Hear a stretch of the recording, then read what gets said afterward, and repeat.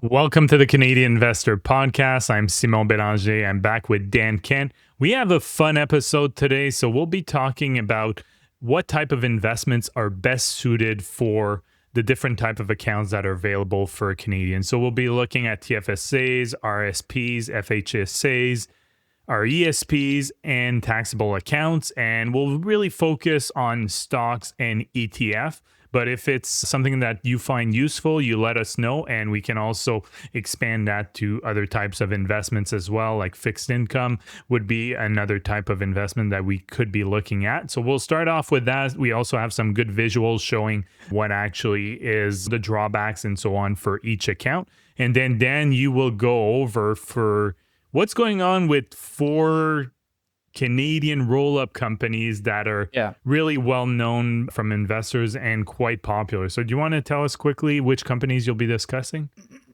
Yeah, so I would say 3 out of 4 are well known. But yeah, just kind of a segment on 3 of these acquisition heavy companies that are kind of in the tank right now. We'll go over Constellation, WSP Global, TerraVest, and then probably the one that not a lot of people are familiar with, besides me talking about it on the channel, is Boyd Group Services. So 4 companies that have historically grown a lot through acquisition that are kind of getting hit now, all in kind of different ways, which is what will make the segment pretty interesting. Okay, well, let's get started. I'll be sharing my screen. This one, it's a full episode. It's available on YouTube for those that are listening to the audio. So if you'd like to see the visuals that are going with this, make sure you just go on our YouTube channel and you'll be able to see it.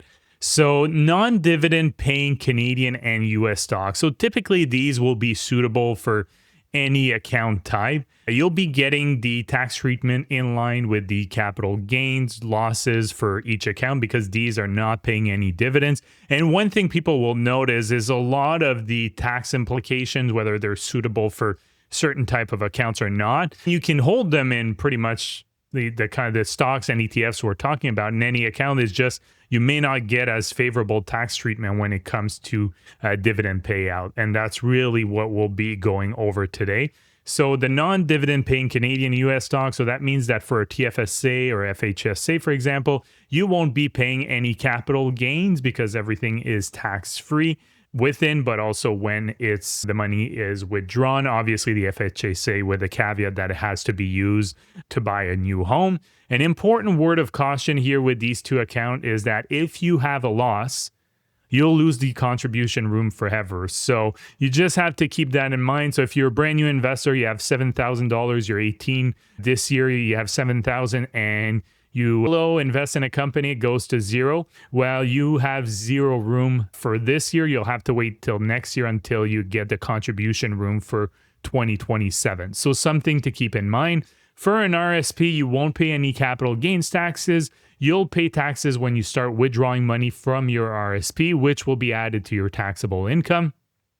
And for a taxable account, you'll pay capital gains. However, if you have capital losses, which is probably the advantage of the taxable account here, you'll be able to use that to offset capital gains that would be taxable.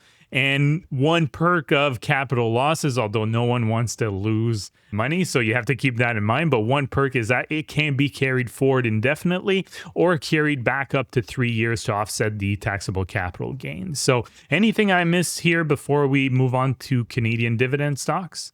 No, I guess the only thing I would say here is a lot of people, this is why you'll see, or at least it's probably a good idea to put your more speculative non-dividend paying positions into a taxable account because of that finite amount of room in your TFSA, or knew somebody who blew pretty much half of their TFSA room, maybe a little less than half on a very speculative stock, and again, that room never comes back. Whereas if he had done this in a taxable account, he would have lost all his money, yes, but would have had quite a large capital gain to carry forward. So I think a lot of people loss. I think a lot of people, when they look at the TFSA, they think, and obviously this is my opinion, you are free to do whatever you want inside your TFSA, but a lot of people take extended risk because all they can think about is hitting that 10 bagger, 20 bagger and paying no taxes. But They're they just tend to dreaming of ignore the it. money just pouring on them, dropping Yes. from the ceiling. Yeah, that's the allure is quite powerful. So I can Yeah. definitely see the attractiveness of that. And like we've talked about on the podcast before, it's also you can use allocation in terms of portfolio construction to mitigate that risk, right? So if you do want to take a YOLO bet with 5 or 10% of your TFSA and have the rest in more stable, established companies, that's very different than putting 100%. So that's a way you Yeah. can mitigate risk. But let's move on here. Stick on the stock side. So Canadian dividend stocks. So Canadian dividend stocks can work well in pretty much any account in a TFSA, RSP, FHSA, RESP, or taxable account. I know there are other accounts, and just a quick caveat here: when I talk RRSP, typically a RIF, so a registered retirement income fund, which you have to convert to when you have an RSP when you hit 71. It'll be treated in the same way as an RSP. So just wanted to mention that for those watching here, the full video, they'll see RSP/RIF. That's the reason.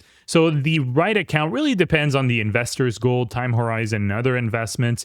Inside registered accounts, dividends and gains receive the tax treatment offered by that account. So for example, in a TFSA, the dividend is going to be tax-free from a Canadian dividend stock. In an RSP, it will be tax-free as well until you withdraw the money from your RSP. And of course, that will be added to your taxable income. In a taxable account, dividends from Canadian corporation may also qualify for a dividend tax credit.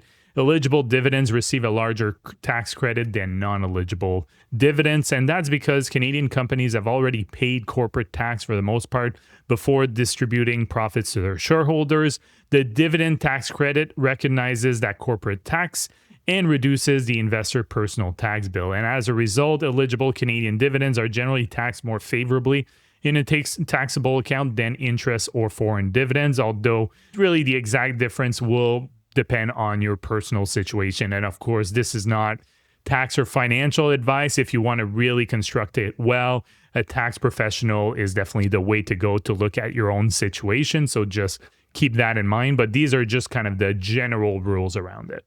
Yeah, there's way too many different types of scenarios where suggesting an individual situation is best. I got burnt on that when I first started making content, period, talking about the RSPs.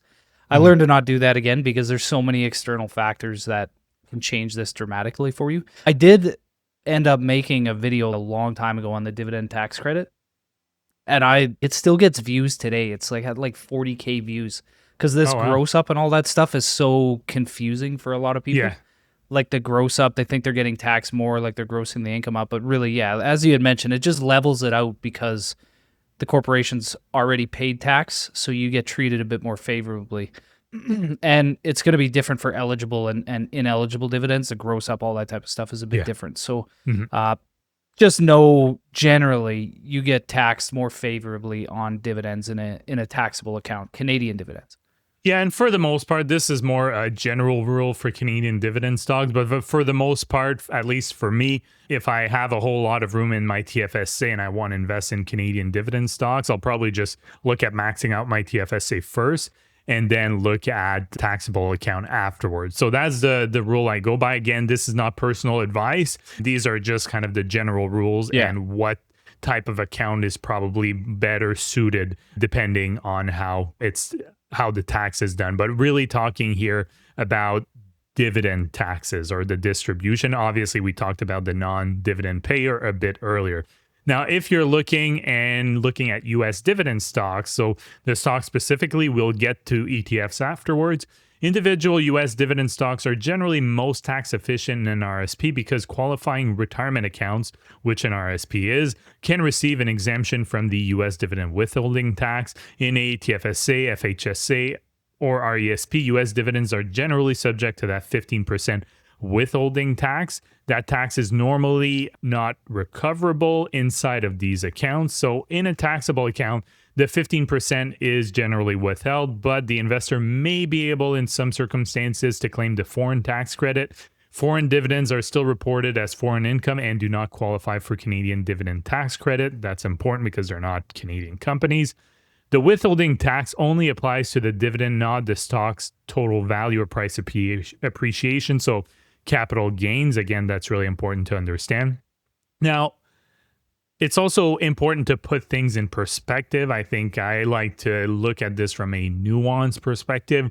For example, withholding tax, a stock yielding 5% from its dividend, would probably be looking at total returns that get a significant portion of those total returns from the dividend plus price appreciation. It could be 50-50, it could be 75-25. The higher the yield, the more likely it is getting a big chunk of its returns from the dividend and vice versa. So a stock yielding 5% would experience a withholding tax drag of approximately 0.75% annually, while a stock yielding 1% would experience a drag of about 0.15 annually. And there's also the same logic where a stock yielding 1% is likely, yes, maybe still a mature business, but probably a mature business that's growing a bit more rapidly than the one yielding 5 or 6%. Again, this is more of a general rule. So the withholding tax just does matter, but it tends to matter more if you're looking at high yield US stocks than for a low yield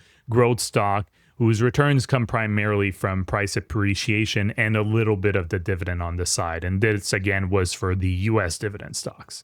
Yeah, they're definitely best held in an RSP. If you have everything maxed, I guess you could say. The one thing I find a lot of people get bent out of shape with this withholding tax because let's say it's unrecoverable in the TFSA. So they'll get charged the tax, they won't be able to recover it. Say they're a new investor, their TFSA is the only account that they have. Yeah. So they'll avoid owning US dividend paying stocks because of this withholding tax, when in reality, this is more so a situation where you have all your accounts optimized and you can choose where best to put them. I wouldn't say to somebody to go out of their way to avoid US dividend stocks in their TFSA if it's their only account. And because then you get a situation where a lot of people are very Canadian heavy in their TFSA because they've been told not to own these US dividend pairs in the TFSA. And I guess the other thing I would mention is if you have some US stocks that say pay distributions, like there's a makeup,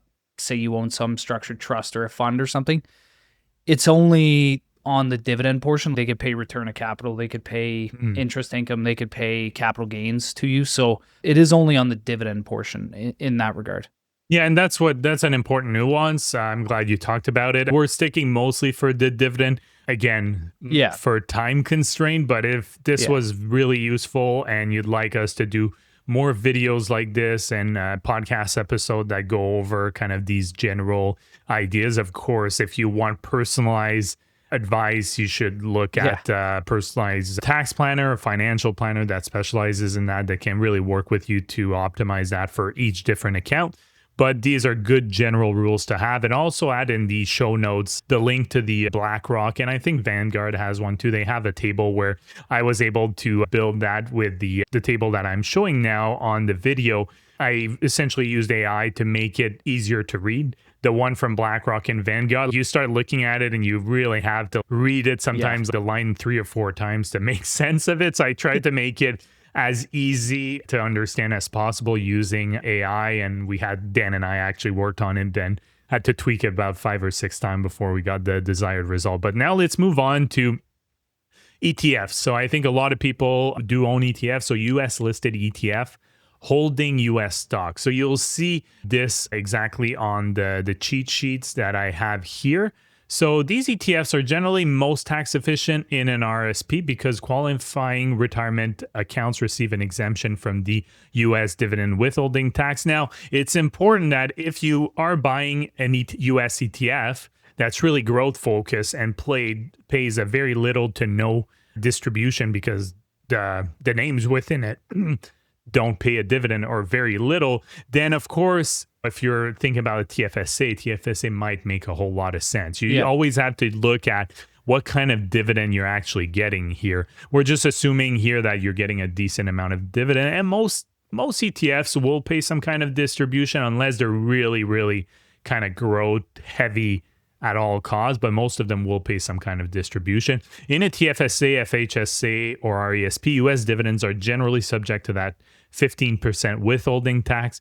That tax cannot normally be recovered inside of these accounts. And in a taxable account, the 15% is generally withheld, but the investor may be able to claim a foreign tax credit. So again, not tax advised, but this is just a general rule. Anything to add to that one before I move on to the Canadian listed ETFs holding US stocks? No, that's it, because I think this is probably the most key one, the Canadian wrapper funds, for sure, Yeah, in terms exactly. of taxes. Yeah, so this would be a Canadian ETF that's listed in Canada but holding US stocks. So the withholding tax treatment is generally the same as the US listed ETF holding US stock, except in a RRSP. So that's really important, and you see it on the chart here. So when you're looking at an RRSP, definitely if you're looking at US stocks, you should be looking at US ETFs, because then you'll be looking at that withholding tax, because the investor owns a Canadian listed ETF rather than the US investment directly. The withholding tax applies only to dividends, again, not the capital appreciation. So that's really important. So if you have the choice between the two, and especially sometimes because the Canadian listed ETF may even be denominated in USD, of course, you have to factor in there's some foreign exchange risk that you're taking on and so on, but you'll have that kind of exposure any way you look at it. Doesn't really matter in the end. But the US listed ETF holding US stocks for the RRSP specifically will be better. The TFSA doesn't matter. You'll get the withholding tax in both cases. Yeah, so when you hold the US domiciled ETF, like just off the top of my head, let's say VOO, you own that fund, whereas if you own something like VFV, which just owns VOO, you don't own VOO, the fund manager does, right? The taxes are not recoverable. This is probably the biggest slip up that a lot of people go through. They think of just because they own an S&P 500 ETF that's Canadian, they'll get that tax treatment, but it has to be S domiciled, meaning it's in the United States. It's not a Canadian wrapper fund that's holding a US fund. Yeah, exactly. So US listed ETFs holding foreign stocks, so excluding US. So let's say you want an ETF that holds like European stocks or anything outside of the US, so ex-US. So these ETFs can face two levels of withholding tax if they're not you don't pick the right one here. First, the countries where the underlying companies are located may withhold tax before dividend reach the US ETF. Second, the US may withhold 15% when the US distribute the income to a Canadian investor. And in an RSP, the second US level is generally eliminated. However, the first level of withholding tax from the foreign countries still apply. And in A or RESP, both levels of withholding tax may apply and are generally unrecoverable. In a taxable account, the U.S. withholding tax may generally qualify for a foreign tax credit. Again, I think that will vary, so you have to make your due diligence. Don't assume that it does. The RSP is generally the most tax efficient registered account for this type of ETF, but it does not eliminate every level of foreign tax withholding tax. Yeah, this is where I've never really looked into the international ones, excluding the U.S., so this is kind of where this is all new to me as well. So yeah, I don't have anything to add about this one. Yeah, exactly. I think it's just making sure you're aware of it. You definitely want to avoid having both the US and the foreign withholding tax. So if you're looking here in terms of option, I would say based on the research I've done is you probably, as much as possible, and I know there's not as many offerings, but it may make more sense in a lot of accounts to look at Canadian listed ETF holding international stock directly. So you kind of bypass that potential US withholding tax. And that's the last, I guess, the second to last one here. So the tax treatment depends heavily on how the ETF is structured when it comes to international or foreign stocks. If the ETF holds the foreign stocks directly, there is generally one level of withholding tax imposed by the countries where the companies are located. If the Canadian ETF holds a US listed international ETF, there may be two levels. That's what I was talking about. Tax withheld by the foreign countries and the US tax withheld before the income reaches Canadian ETF. So you could be looking at like 30% withholdings, with now it can start making a pretty big impact, especially if you're looking at European countries where they'll have more mature businesses. You can look at some of these international ETFs that have like 1, 2, 3, 4% dividend payouts. When you're starting to take a hit of like 30% in terms of withholding taxes, it can hurt. And registered account, though, these withholding taxes are generally unrecoverable. That includes the RSP. In a taxable account, some foreign tax credits could be reported and may qualify for a foreign tax credit. Tax paid within the underlying foreign ETF may not be recoverable by the Canadian investor. And no Canadian account completely eliminates the withholding tax imposed by non-US countries. And all else being equal, a Canadian listed ETF that holds foreign stock directly is generally more tax efficient than one that invests through a US listed ETF. So you just have to keep that in mind, knowing that you will likely have less choice when it comes to that, when it comes to Canadian options. Yeah, I would say very little choice, I guess. Yeah, I can't, because most of these Canadian funds just own a US fund, which owns international stocks. I can't remember if BMO, I think, has a few that own the actual underlying holdings. I'm pretty sure their emerging market fund does, but yeah, you got to do some digging on this because you're Canadian to US to international is kind of a middleman that might end up costing you a bit more. Yeah, exactly. So it's just something to be aware of. I know it can be a bit more complex, but these are just kind of general rules. And I think that chart we created along with that was based on Vanguard, but also BlackRock. I think it's pretty useful. It's definitely much simpler to use than their chart, so feel free to use that as a bit of a reference point. But again, if you really want an in-depth study of like your own portfolio, how it will impact your taxes and possibly optimize that, then looking at a professional financial advisor is likely the way to go. Now, the last one here, Canadian listed ETFs holding Canadian stocks. So these are probably the simplest. These ETFs don't face any foreign withholding tax for obvious reasons. They can work well in any account, with the best choice really depending on the investor's goal and available contribution. In a TFSA, the distribution earned capital gains are tax-free. In RRSP, no tax is paid while the money remains in the account. Of course, the withdrawals are eventually added to taxable income. In a taxable account, Canadian dividend distributed by the ETF may retain their eligible or non-eligible dividend status and qualify for a Canadian dividend tax credit. Capital gains distribution are taxable in a taxable account, while return of capital distribution reduce the investor's adjusted cost base. If the investor has a TFSA room available, the TFSA will generally be the most tax efficient than a taxable, the most tax efficient account, or at least than a taxable account, because the investment growth and distribution are completely tax-free. Yeah, the TFSA is pretty much the best account in the country. I would say the FHSA is also as well. Well, it's probably the best, but you have to use it for a specific purpose. And whenever we talk about TFSA, like I would say, like, I believe, and with 99% certainty, that FHSA kind of mirrors the TFSA rules because it's not a retirement account. So I believe it pretty much falls into that category. I think they're slowly updating that in those various data tables because it's still a relatively new account. Yeah, it's a good overview. There's a lot of different avenues you can go to, not necessarily on the stock front, but on the ETF front, I think is where it gets quite complicated.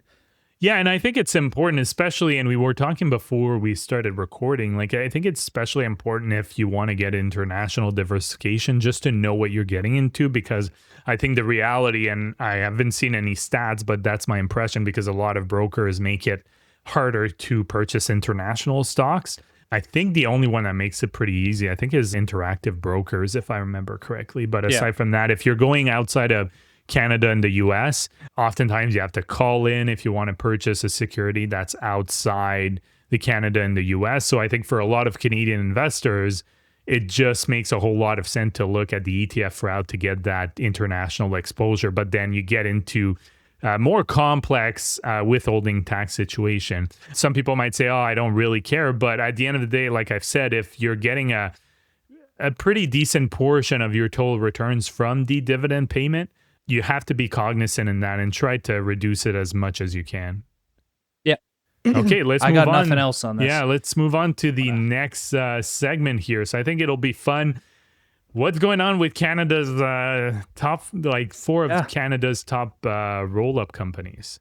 Yeah, so I would say first disclaimer is I own all four of these because I do believe that they are all solid companies, but it has definitely not been the year for a lot of people call these like roll-ups, acquisition heavy companies, compounders, all that type of stuff. It's a lot of these are suffering quite a bit in price. So I figured it'd be an interesting segment because each of them, as I mentioned at the start, are kind of struggling for different reasons. Some of them are AI, some of them are macro, some of them are governance issues. You can probably guess the one I'm going to talk about in that regard. But I would say that probably three of these are heavily owned by listeners, and the fourth is kind of an under the radar option that I do own. But let's just get right into it. The first one would be Constellation Software. And I do think that this one, so I'll go over why they're struggling. I'll go over kind of a catalyst to what I think anyway would cause the share price to kind of start moving upwards instead of sideways or down. I do think that Constellation has, out of the four of these, the biggest what ifs attached to it. I guess the path to recovery with the other three I'll talk about kind of have a clear catalyst. With Constellation, it's just way more difficult to quantify. And one of the reasons it is so difficult to figure out is actually nothing has really been impacted when it comes to Constellation. The drawdown is pretty much purely from a valuation multiple re-rating by the market. They've just kind of decided that they no longer want to pay the premium valuation for Constellation anymore. It is the same quality business as it was 2 years ago. It's just all valuation. Whether or not that valuation ever comes back is difficult to say. If I were to bet, like if we were to return to pre-AI, let's say valuations, which is probably like 40x free cash flow or something even north of that, I would say no. I would say these valuations are never coming back for a lot of these software companies just because coding and advancements in development are constantly being pushed out by Anthropic would be one of them. Claude has been one of the main reasons for the downfall in price of a lot of these software companies. And I just think there's going to be a consistent headwind of AI-related developments that could never go away, no matter how well Constellation performs. And we've seen it in the earnings. They've performed quite well. They're growing free cash flow just as much as they were pre-AI. It will just be a situation where the next headline is just waiting to come out and kind of impact these companies again. So they're down around 45% from highs, and if valuation multiples stay the same, like let's just assume they stay where they're at right now, you'll need around a 12% compound annual growth rate on free cash flow in order to get back to all-time highs over the next 5 years. So yeah, I would have little doubt that Constellation would be able to post this level of free cash flow growth. The difficult pill to swallow for investors who bought it at those highs is the fact that, if valuation multiples don't expand, you're looking at, a pretty long pathway just to get back to all-time highs. So again, the catalyst, I think we need to start seeing Constellation, actually even other software companies, because obviously they all react kind of the same news, but just leveraging AI to develop new tools for clients. We need to start seeing AI profits probably reflected in results, and we need to pretty much see virtually no churn from other VMS subscribers. I would imagine if we see any of that, it's just going to kind of confirm the bear case. If that happens, there's a chance we could see some recovery in valuation multiples, which obviously accelerates the break-even scenario I mentioned above. But on the flip side, if you're adding here, you're buying a pretty consistent compounder at a much lower valuation. I think at this point in time, the stock price is probably, like if I were to guess, it's probably going to grow in line with free cash flow growth, unless we see, what I talked about earlier. And for a company that has routinely grown at a 15% plus pace, that's really not that bad of a proposition. But the market views the mode of these software companies as gone, and it's kind of priced them as such. And there's a lot of people kind of hollering from the rooftops about how cheap software companies are, not just Constellation, but just the industry in general. Nothing has happened to the business. Yeah, but the market just doesn't want to pay as much. That's just kind of the way these re-ratings work, and it's definitely hit the software space. Yeah, and at the end of the day, if you think the market is wrong, then that's your thesis, right? You think the market is wrong and that these businesses will continue to thrive in the future. But the reality is the market right now is pricing uncertainty regarding those business models, and that's why it's coming down. So until there's more clarity, those multiples will probably remain around where they are right now. And then when there is more clarity, the multiples will either increase or go down. depending on Yeah. what outcome it is. So Yeah, these are exactly. essentially the two outcomes, and then you have to decide what probability you place on each of them. But that's essentially what the premise is here. Yeah, and will we will we ever get more clarity? We've been waiting for clarity for a very Mhm. long time, and it hasn't happened. But yeah, that's it for Constellation. That's the more like unknown one, I would say. The next one we're getting Well, into is it WSP. is. I just wanted to mention a quick anecdote here. We were using, and I'm happy to say the name of the platform because at the end of the day, they're the ones that I think are not adapting quickly enough. So we were for video recording and the podcast. We're using a platform called Riverside. Some of you may be familiar, some not, and it's really a platform optimized for a lot of podcasters streaming and stuff like that. We've had a bit of issues, and we were looking to upgrade to a business plan, but we only needed a certain aspect, and they were not flexible on the price, and they were like, asking significant amount of money for the higher subscription when we only wanted one little thing. We didn't want the full suite of perks. So we're like, okay. So we met with them. We started looking at other options, and we found out another option that is probably more efficient, better for a use case, and is coming about 20-25% of the cost. And that's just to show that these streaming company like Riverside, these are software companies. I can't imagine that it's that difficult for someone who has coding experience using AI to build a platform from scratch. So if you're not flexible on your pricing, then you can probably see like a year or two down the line, you'll probably find more and more people that are doing like us and say, okay, you didn't want to be flexible with us. We found something more efficient and we're switching. It's actually lowering the costs. And then I wouldn't be surprised if they come back to us a year or two down the line and say, oh, well, Yeah. now we're willing to do that. And now it's too late. You lost your customer. Yeah, I mean, competition is ramping up in that space massively. Constellation, a bit sheltered in that regard because of the vertical market area, but still a known factor for sure. Next one is WSP. So they're down around 41% from highs back in 2025, and I believe that was made late in 2025. So we're near 52-week lows. Valuation multiple pretty much cut in half. And it's pretty much just a cliff downwards from, I think it was peg September. is less than 1. So that's it's that's usually Peter Lynch, right? He wants a peg of below 1, and a peg is essentially the price to earnings growth. So if you're growing your earnings at a 15% clip per year and your PE is 15, then you have a peg of 1. That's essentially forward what it PE, is. Yeah, Yeah, exactly. It would You be have forward earnings. Yeah. Yeah, foreign earnings. So essentially we are looking at 1. So anything below 1, it's starting to be, at least according to Peter Lynch, but generally it's starting to be very attractive in terms of growth. Yeah. And I guess the one thing quickly before with PEG, just remember that it's based on forward analyst estimates. Mm-hmm. So it's, exactly. If there's, I'll give an example like the AI trade right now. A lot of analysts are super bullish on AI because of the CAPEX spend. So PEGs do not look that bad because analysts are so bullish on forward earnings.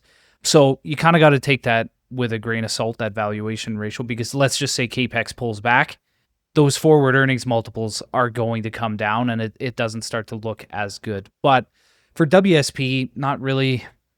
Well, I guess they would be exposed a bit to that because they are dependent on forward infrastructure spending for sure. But the company it's the cheapest it's been for a very long time. So in terms of trailing price to earnings, I think we're the cheapest we've been since 2017. So you're getting pretty close to decade lows. Outside of the COVID crash, it got cheaper during that March, like very short crash we had when the pandemic started. But 14.5x forward earnings. And this one I actually have a difficult time pinpointing why it has fallen in such dramatic fashion. Operationally, things have slowed down a bit, but the market gave it absolutely zero leeway before it just crashed the stock. Organic growth is trending down to the lower end, but it's also a very short time span where this is happening, so it could just as easily rebound.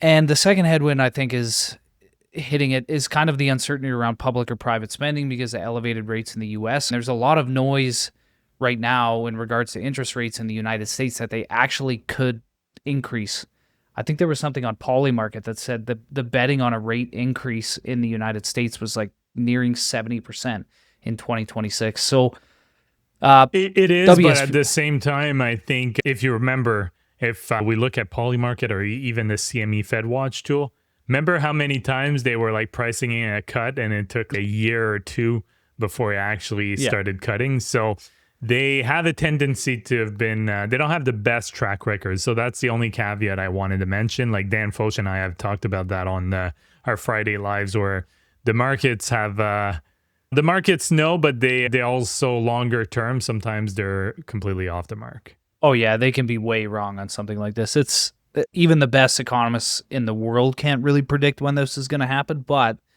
the market will probably price in what they think is going to happen. So higher rates is going to lead to probably more uncertainty around private spending, even public spending to a certain degree, government spending, inflation, all that type of stuff. All of this could put into question whether or not WSP's bookings will continue to be strong. Their backlog is mostly contracted, but the question would be forward bookings if they continue. Higher rates could slow spending from corporations. They're going to wait for a better or less expensive environment to spend in. So I think that's one of the things. And then the third would be the AI disruption. So this one, in my opinion, is a little more clear cut than something like Constellation. The theory here is that AI could replace a lot of mundane tasks that WSP performs for clients. And as a result, you could have lower billable hours, which would ultimately hit sales, because a lot of these engineering companies are just time and material in terms of what they charge. Whatever the hours they book to do your job is what they're going to charge you.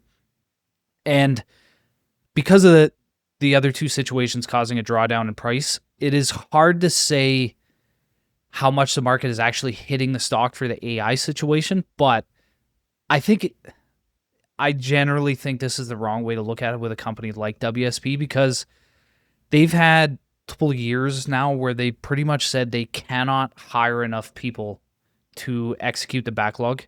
There is a finite amount of quality engineers available, and they're competing with so many other firms for talent. So they actually came out.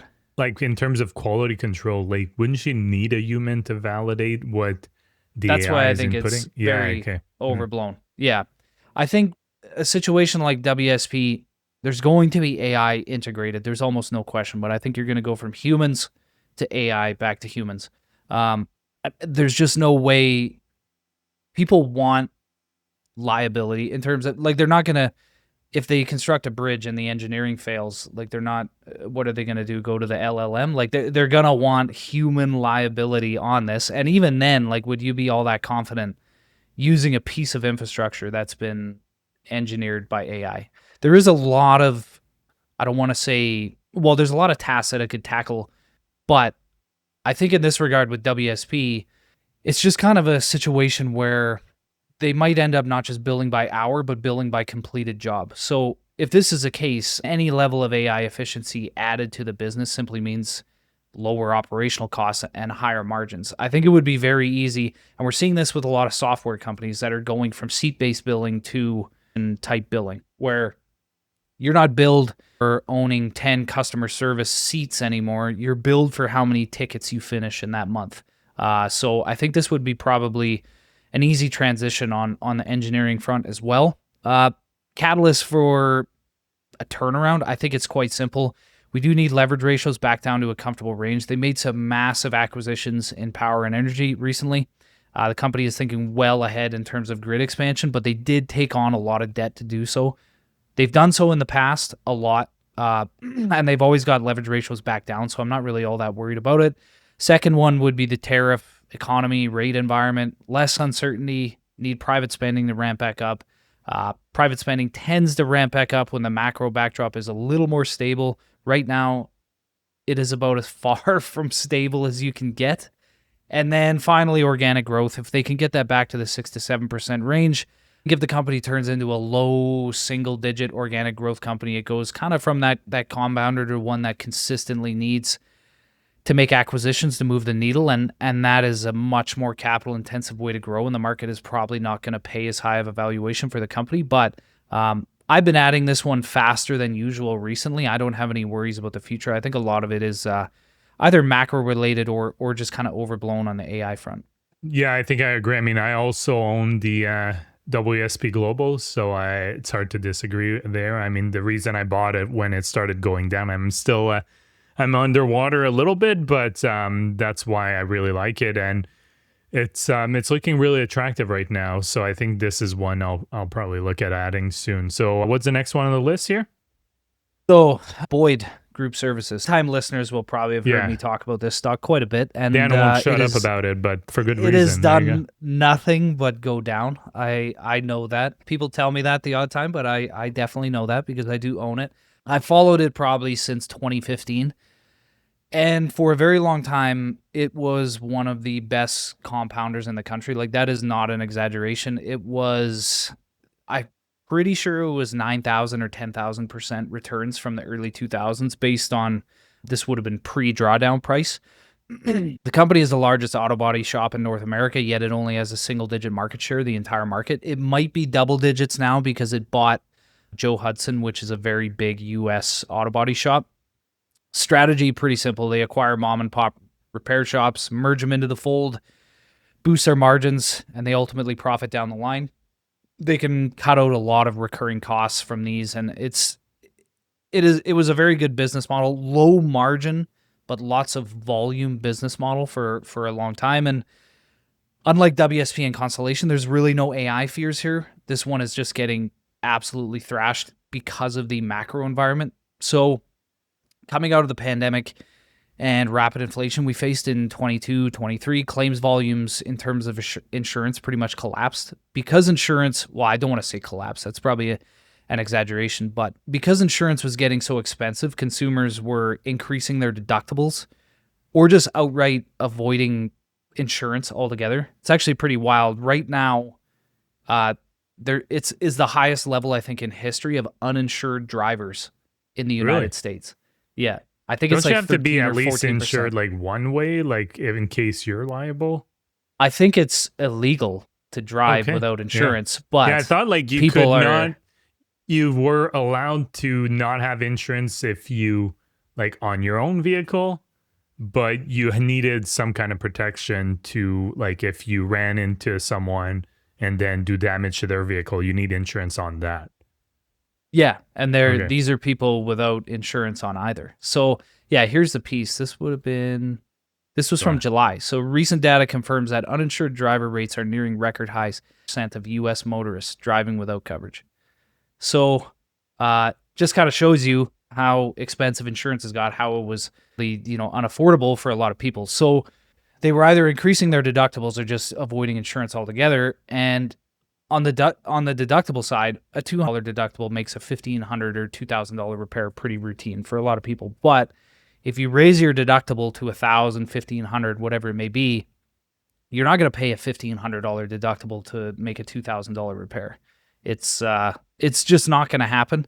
So it puts a lot of these repairs into the bucket of probably not worth it. So for a few years, claims volumes were taking a hit from this, and on the other hand, automobile prices started falling.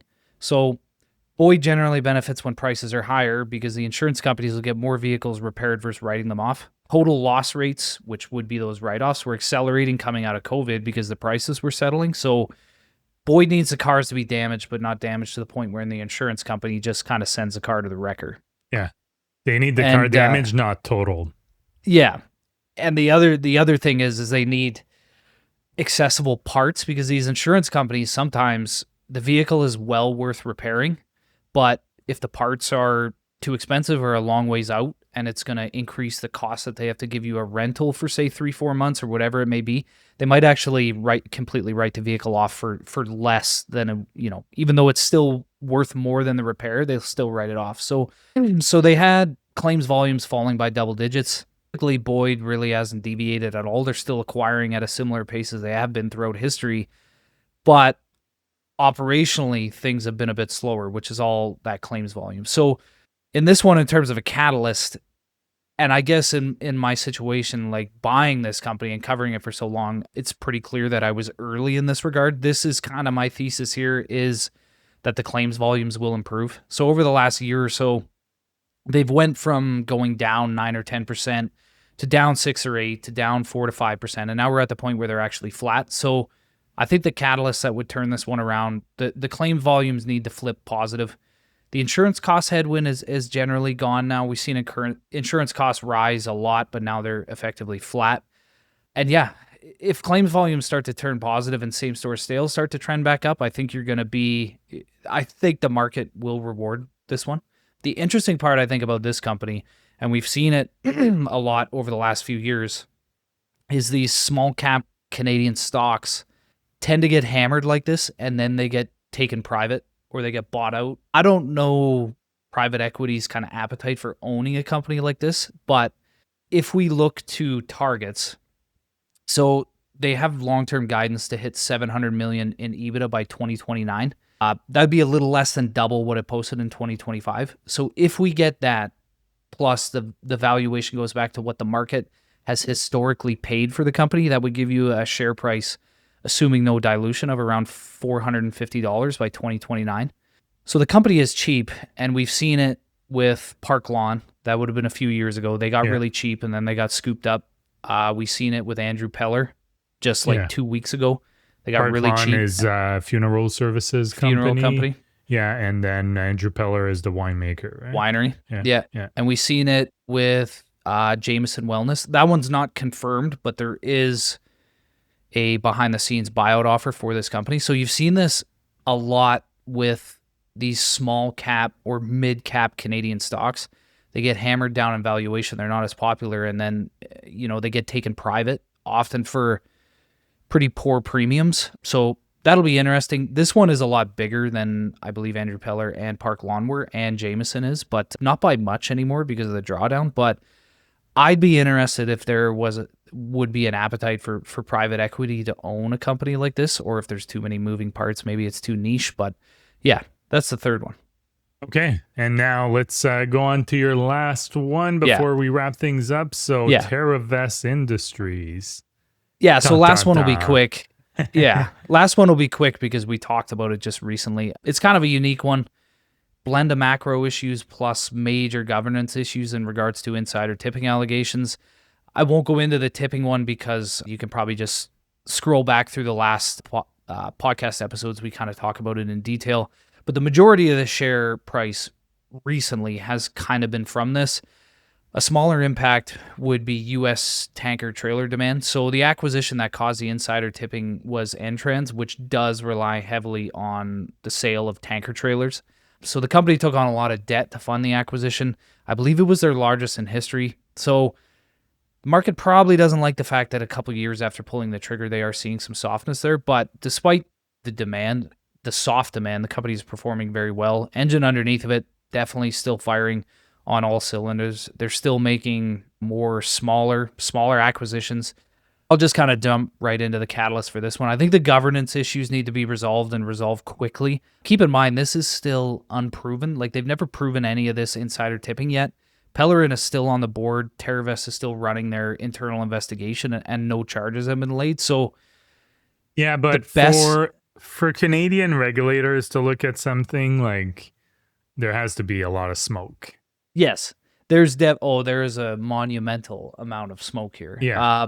But obviously the best case situation would be as if all this was false, because Pellerin owns like 15% of the company. He's, chair of the board, head of governance, I think, which is kind of ironic, but the company is still better off with him still being involved. I think if the situation turns out to be nothing, it would really restore positive sentiment. However, I would put the odds of this, I don't want to say zero, but it would be very low because as you mentioned, there is a lot of smoke there. And I think they also need to do so without any collateral damage, because say he is guilty, he's removed from the board, whatever it may be, any increase to the cost of capital for the company ultimately hits the engine that has resulted in it performing so well.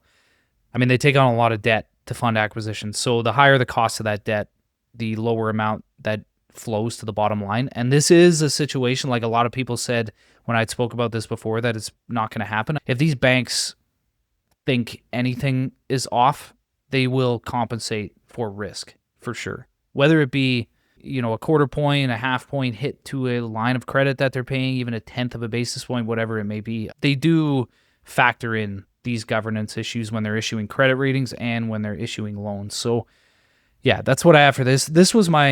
I've owned the other three for quite a while. This was my most recent buy. I bought it on the dip due to the governance issues. I do think it'll be a non-factor moving forward, but yeah, that's the four.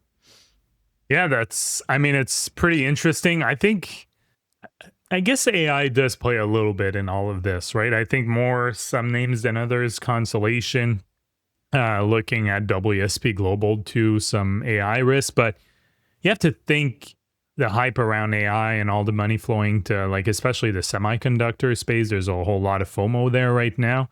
You have to think that it's probably putting pressure on these kind of roll-up companies that are not as sexy. I mean, not just these roll-up companies, but just value companies in general. I think there's still a lot of people that are just chasing the hottest trade right now, whether it's memory chip makers, or you name your hyperscalers, or SpaceX, although SpaceX is seen as a pullback. But I think these kind of value plays, roll-ups, are still not extremely favored right now, and that can definitely play in part of it, aside from the obvious AI risk of like a Constellation, for example.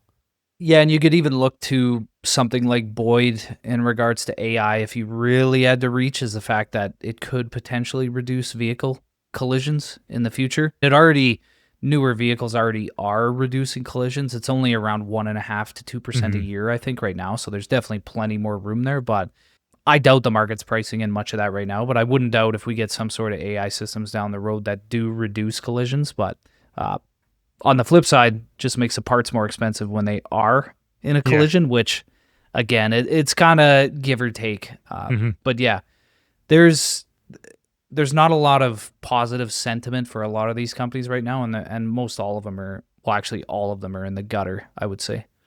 Yeah, I think maybe a fun topic for a future episode is just looking at some value ETFs, and just looking how they're trading compared to more of the hype ETFs right now. Even if you're looking at the QQQ, the S&P 500, which is almost like now half of it is like a tech ETF, pretty much. And comparing that to more like value ETFs, how much you're trading, the inflows, outflows, I think that would be really interesting to see where investor sentiment is. Obviously, it's not a perfect proxy, but probably give us a good idea. So let us know if that's something you'd like, because I don't know about you, but I know enough about your style that you tend to also steer a bit more on the value side of things, and I'm definitely like that too. I do have some more growth investment, but for the most part, especially in this kind of environment, I am trending more towards value, the overlooked areas of the market, even though it's easy to think that the markets as a whole are overvalued. I still think you can find some really interesting pockets of compelling plays. And I mean, we looked at a couple of them. I mean, the PEG ratio of WSP, and the other one was it TerraVest? No, WSP and Boyd was well below 1. So those are just example. Boyd is the cheapest it's been in a very long time. It's actually, and I wouldn't say I'm value. I would say mostly growth at a reasonable price. I mean, it's very hard for me. And Peter Lynch. There you go. You're Peter Lynch. Exactly. You want value and growth. You want best of both worlds. I think that's like I own ASML, which I think is a high quality company, but it's very difficult for me to buy more shares of ASML at 50x expected earnings or whatever it is when WSP is 14.5. And I mean, I could be completely wrong on WSP. You heard it here first. Dump ASML and buy WSP. That's what Dan is saying. He's going to radio you. Yeah. But no, I'm just messing with you. Totally understand. But I think we'll wrap it up here. It was a fun episode. Hopefully you found both of these segments interesting. Let us know. We appreciate your feedback. If you'd like more of the content in terms of looking at different accounts, what type of investments might fit best in different accounts in terms of general kind of tax efficiency and things like that, and possibly looking at more Canadian companies, roll-ups, or U.S. companies. We focus a bit more on the Canadian content, but we do cover U.S. content as well. Thank you a lot for listening. Hopefully you enjoy this full video. We will be back with a news and earnings episode on Thursday. You can catch that one on the podcast feed. We're publishing one of the 2 episodes every week. Maybe eventually we'll publish both, but for now, that's what we'll be doing for YouTube. Thanks for listening.